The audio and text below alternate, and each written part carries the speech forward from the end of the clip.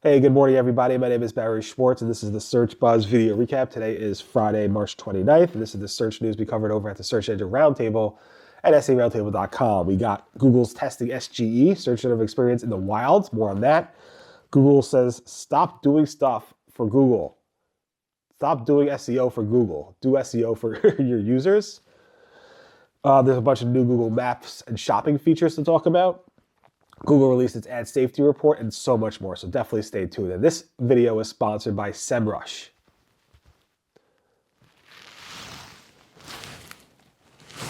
Thanks, SEMrush.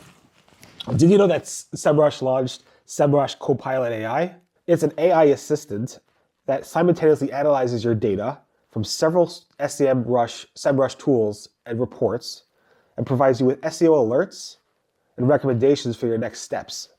To start using SEMrush Copilot AI, just launch the SEMrush project, and its recommendations will be on your dashboard. To learn more and for more information, check out the link in the description below. Thanks, SEMrush, for sponsoring.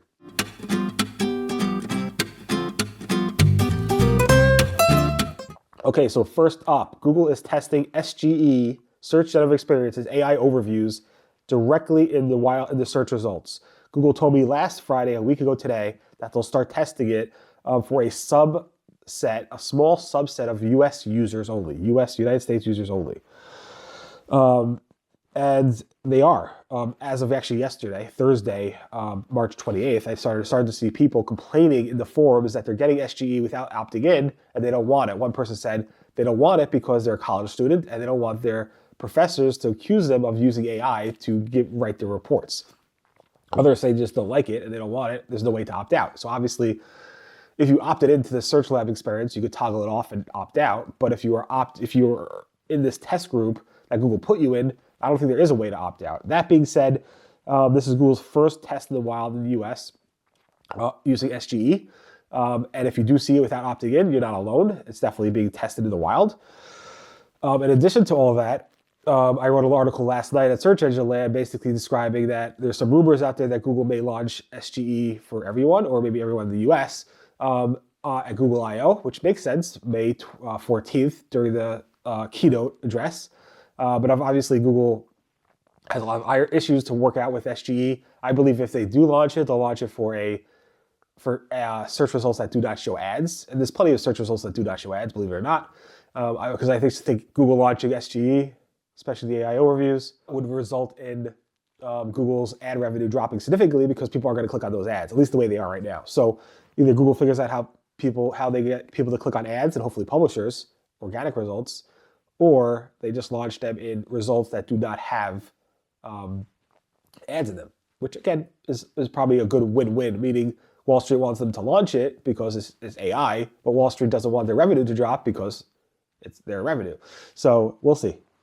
Just keep in mind, again, SGE is being tested in the wild, and maybe they may launch it sometime in the next coming months. But who knows? Google has deadlines internally, and they always push them off. Other SEO news is that Google has begged SEOs to stop doing stuff, stop showing Google things, meaning stop doing stuff for Google, do stuff for your users. There's this long rant by Google's search liaison, Danny Sullivan, about this. I'm not going to go into details, but basically, there are people saying, I'm going to remove the table of contents, I'm going to remove this, I'm going to do this, I'm going to add that, because Google wants that. And Google's like, don't do stuff for us. Do stuff because your users want it, not because we want it, because ultimately, if your users are happy, we will be happy. It's just funny to see this. Again, it goes on and on. But people want answers. People want to do stuff because they want to rank well, because they want their users to visit their websites, because they want traffic and customers. So I don't know. It's just a circular logic that's been going around in the SEO world forever. And then right after Google posted that, John Mueller had to say, stop basically removing content. I mean, he didn't really say this. He basically was asked, could I remove my Contact Us page or About Us page? Do I really need a Contact Us page and About Us page? So John Mueller said, you know what? I think for users it's great, but if you don't think your users want it, if you don't think your visitors want it, then don't do it, because there's nothing in our search developer documentation that talks about that. There are some side ones, like Google Shopping requires it for its experience score. I think Google Publisher Network, the publisher side, does require it. Also, there's the developer documentation. But the core Google search documentation doesn't really mention anything about Contact Us or About Us, although in the Search Quality Raters guidelines it does. That being said, I don't recommend you remove your Contact Us page or About Us page just because Google doesn't have it in their core search developer documentation. Do what's best for your user. Also, Google's had to respond to people asking, like, should I publish more content because Google likes more content and that will make Google think my site's better and more quality? And Google's like, no, that's not the case. It doesn't work that way. And on the Google Search Off the Record podcast, John Mueller had to point out in the LinkedIn things, I see some folks try to turn this around, pushing their content to be crawled more frequently so that Google thinks it's good. It does not work that way. It does not make any sense. Hello.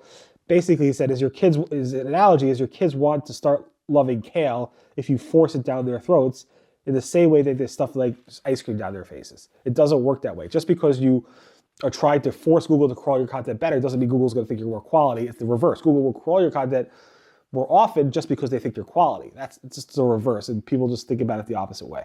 Again, SEOs being SEOs. Google has added 3D model markup to the product structure data for linking purposes. So if you had multiple product images and you had 3D images on those pages, Google would know how to link up the right image to the right 3D model. So now in the Google product structure data documentation, they have ways to actually link a specific 3D model to a specific image, which is very, very useful if you are doing 3D models. Danny Sullivan, the Google Search Liaison, responded to a question about, should I start a website as a small business? Should I start a blog as a small business? And he said, he probably thinks every single small business should have a website, he believes. But when it comes to blogs, he basically said, if you have something to say that's interesting, you can create a blog. More on that on Search Engine Roundtable on March 26th. Google has launched a bunch of new shopping and maps features this week. Some of this we actually covered multiple times as being tests, but glanceable place highlights, where I basically take the reviews and summarize them using AI, as well as looking at your photos and summarizing your photos in AI as well. Google has made updates to their lists in Google Maps, new ways to customize your lists, new trip ideas using Google Search Generative Experience. We saw this already, I believe. Google has these style recommendations where you can actually swipe and like thumbs up and right, like swipe right, swipe left, which we covered again. Generative products where you can actually generate your own AI images, like change the image and then use generative AI to say, find this jacket in this color, or change the color, whatever you want, and they will actually find those things for you. We covered that as well. Favorite brands, we covered over a year ago. Translate your screen using Circle to Search, multi-lens with your personal tour guide, and a bunch of other things. So definitely take a look at that. There's a bunch of new features there that are officially launched this week. I guess they did not wait for I/O to release that. Google told us weeks ago that, actually like about 7 weeks ago, that Google Web Stories will no longer show in Google Images. That's not correct. They issued a correction late last night saying that it's the Web Stories icon that will not show in Web Stories. To make things worse, during that time, Google Search Console had a bug where they were not showing Web Stories as clicks and impressions in the Google Performance Report for specifically Google Images. So those two things, all of us believed that was happening unless you looked at the image search results to look for Web Stories. So again, Google Web Stories will show in images going forward. It was just a miscommunication on Google's part, and they are there. Google Ads has launched their ad safety report for the 2023 year. And the big, I guess the highlight of there is that Google suspended 90% more advertisers than they did the previous year and removed 5.5 billion ads. The numbers are 5.5 billion ads, 12.7 million advertiser accounts were suspended, 6.9 billion ads were restricted, and 2.1 billion publisher pages were removed from showing ads. So the data keeps climbing for the most part. Here's a chart showing you the increases. And Google has a lot more data in their PDF document around the niches and industries that were removed the most. So definitely take a look at that if you're interested. Google has updated its definition of what top ads are considered, how Google defines top ads. Now, several months ago, we reported that Google's now mixing in ads directly in the middle of the organic search results, which was a no-no back in the day. Now they're doing it.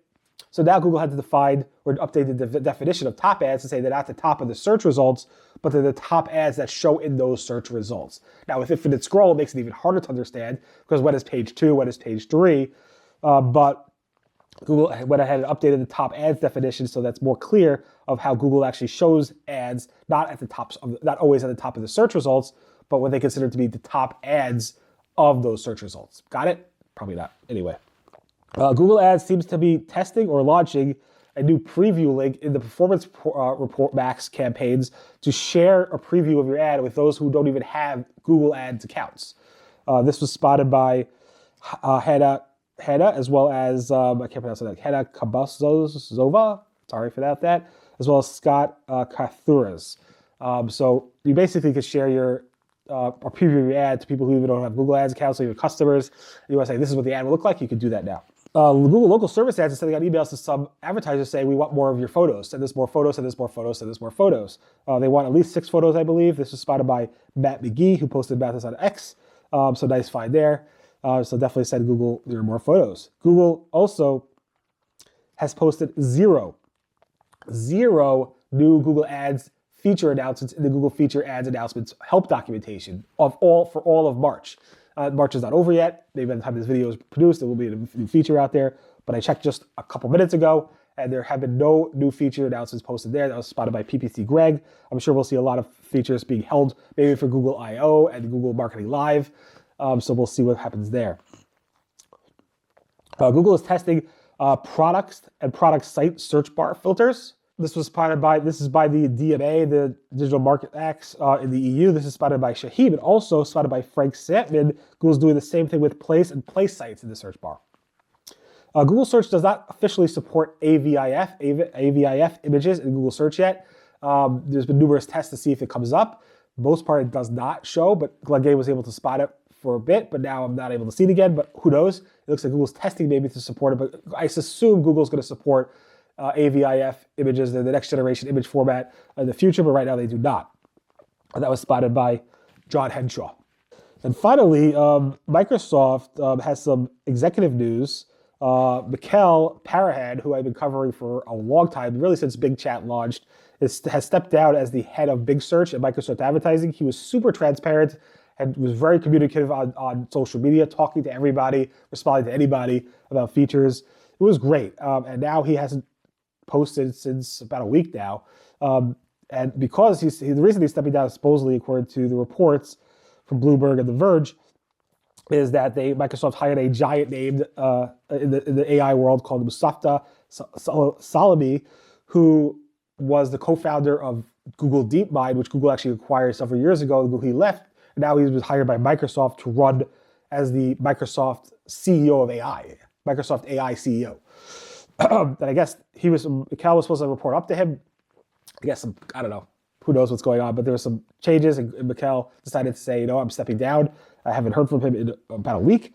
I hope he's doing well, because he was super transparent, and I do wonder what this means for the future of Copilots, Microsoft AI, and so forth. In any event, thank you so much for listening to the Search Buzz video recap. Again, my name is Barry Schwartz, and this is the search news we covered over the Search Engine Roundtable, SERoundtable.com over the past week. Again, thanks to SEMrush for sponsoring. Definitely check out SEMrush Copilot AI.